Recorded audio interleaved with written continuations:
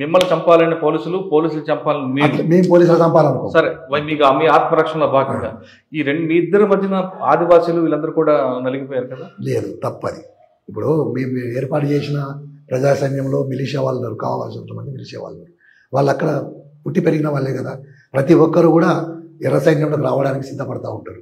ఇప్పుడు దాదాపుగా ఒక 6 నెలలు కర్రగొట్టలు మొత్తం ఆక్రమించుకున్నది సైన్యాలు, లక్షలాది తోటాలు కాల్చిండ్రు. కానీ 6 నెలలు మనకి ఇంటి ఎక్కడి నుంచి వచ్చింది అన్ని 600 మందికి? ప్రజల సహకారం లేకుంటే సాధ్యమవుతుందా?